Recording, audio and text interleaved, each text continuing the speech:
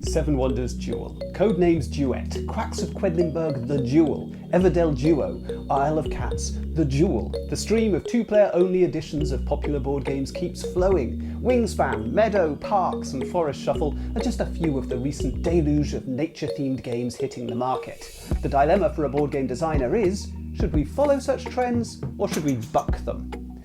I'm Adam Porter, I'm a game designer from Wales, and I recently wrote my third book about board game design, this time focused on games as products. This newest book takes an in-depth look at the industry and how designers can create games which are not only enjoyable to play, but also sell. You can pick up a copy on Amazon worldwide.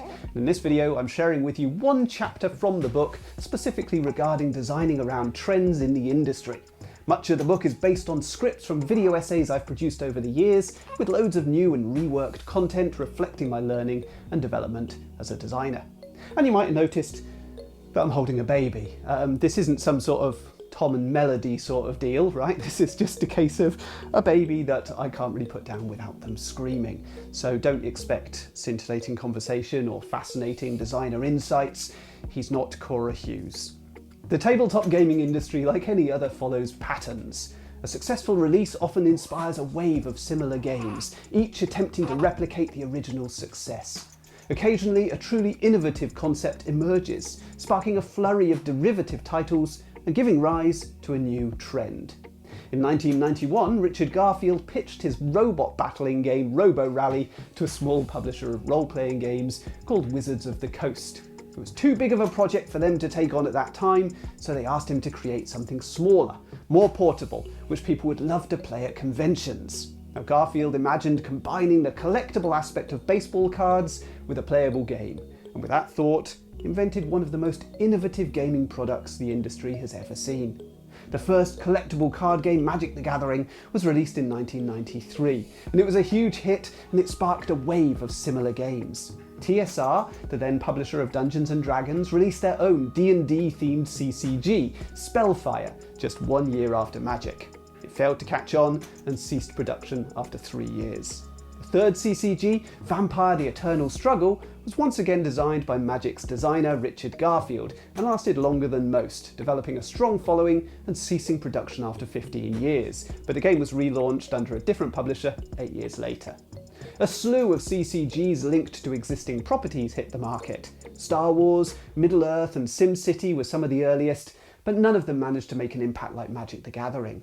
The only CCGs which found a following to rival Magic were Pokémon in 1996 and Yu-Gi-Oh! In 1999.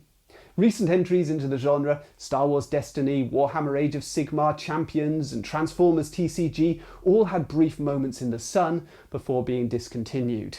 The most significant new entries into the genre, Disney Lorcana, Digimon and Star Wars Unlimited, have all proven popular, but past history has taught us it'll be a long time before we can determine whether they have genuine staying power. Collectible card games were a massive trend in the mid-90s, and they remain a massive trend today. While individual titles have faltered, the genre is still hugely desirable, and I see new designers creating their own prototype CCGs on a regular basis. It is, of course, a notoriously difficult style of game to get made because of the logistics involved and the infrastructure required. Some trends in tabletop gaming made an initial splash, but haven't sustained in the long run. In 2012, Seiji Kanai proved that a tiny game could generate big experiences. Love Letter was a game of risk and deduction consisting of only 16 cards. And this format was a dream for publishers because it was so very cheap to make. Love Letter was rethemed into an extraordinary number of different versions, becoming a collectible little curio in its own right. And publishers were immediately on the hunt for the next Love Letter, and Ricky Tartar's Coup found a lot of success with indie boards and cards. The majority of the many tiny games which followed did not achieve the same traction, and the genre of micro games established a permanent presence as a small niche corner of the hobby game market. Gamelin Games had a lot of success with their Tiny Epic series, and Oink Games and Helvetique each created a well-loved range of small box titles. And Button Shy stuck rigidly to Love Letter's tiny card count, releasing their popular range of 18 card games in little wallets. Some trends established in the early 2000s became the standard bearers for the modern board game hobby. Worker placement found its stride with Kalis in 2005. Dominion was released in 2008 and brought on the wave of deck building games which continues to this day. Pandemic kickstarted the cooperative gaming trend in 2008, and then later popularised the legacy format with Pandemic Legacy Season 1 in 2015. In many cases, there were earlier games using these concepts. For example, Bus predated Caelus, Risk Legacy predated Pandemic Legacy, Lord of the Rings predated Pandemic. But the titles that I've mentioned were the games which really took off and inspired many other designers to create similar products. When a particular game or genre gains popularity, fans often seek the next step. A title that shares familiar themes or mechanisms, but offers a fresh, exciting experience. As product designers, our aim should be to meet these emerging desires and give our audience what they crave.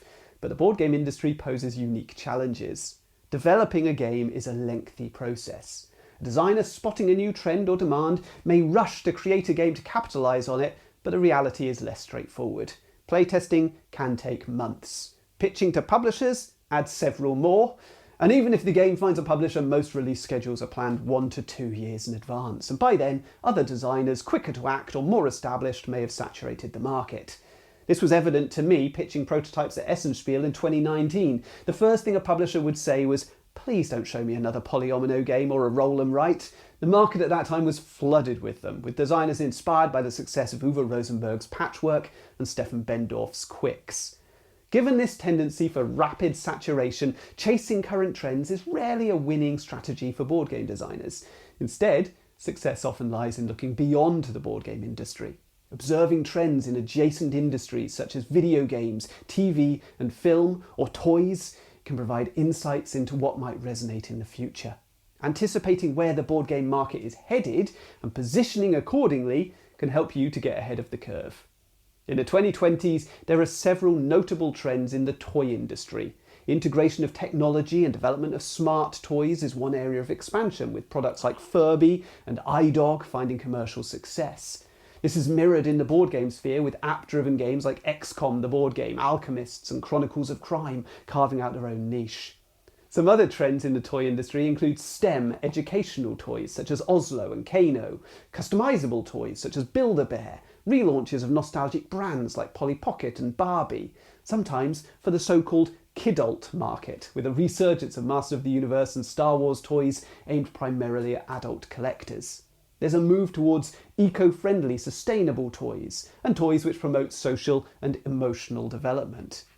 Could you spot any parallels in the board game industry? In the video game industry, trends include online gaming, massive multiplayer experiences, esports, microtransactions, downloadable content, metaverse and virtual worlds such as Roblox and Fortnite. The board game market is influenced by all these things and more. The shift into the digital realm with online board game platforms like Board Game Arena reflects the success of subscription services for video games. Publisher Restoration Games' business model is built around reimagining board games from the 70s, 80s and 90s, a similar concept to the nostalgia-driven brand relaunches in the toy industry. And the popularity of episodic legacy board games feels like a response to the proliferation of serialized TV box sets on streaming services. Trends are a reflection of the time in which a product is created, the here and now. Ignoring them risks creating games that feel outdated or disconnected from contemporary audiences. Designers who stay attuned to the current cultural landscape, its movements, its reference points and zeitgeists, are more likely to craft games that resonate emotionally with players. However, following or predicting trends is not without pitfalls. Trends can be fleeting, and designing around a short-lived phenomenon might result in a game that quickly loses relevance. Chasing trends at the expense of your own creative identity or brand can alienate your audience. Fans come to expect a certain style, tone or type of content from you, and straying too far from that, even to incorporate a trendy new mechanism, can confuse or disappoint. The biggest risk in trend following, however, is competition. You won't be the only one who spots an emerging opportunity. By chasing the same trends as others, you enter a crowded race to market, competing with countless designers attempting to capitalise on the same idea. And this saturation can make it difficult to differentiate your game from the rest and stand out in an increasingly competitive space. For this reason, a more effective strategy might be to spot trends in the industry and then take a deliberate step in the opposite direction. Another strategy is to look back at old ideas and see what stuck and what drifted away, what was predicted to happen but never came to fruition. There are opportunities among those older titles, strong concepts which didn't quite stick the landing, often brilliant ideas held back by poor timing rather than flawed design. By reworking these concepts with a fresh perspective, you can transform overlooked potential into something really fresh and captivating. So this video's given you a taste of what you can expect from my new book, Adam in Wales Product Design. And if you want to learn more about creating games as commercial products, you can purchase the book at Amazon as a print-on-demand paperback or as a downloadable ebook. If you read the book and enjoy it, please leave me an Amazon review. So what trends have you noticed in the board game industry, and what do you predict will be the next big trend? Let me know in the comments.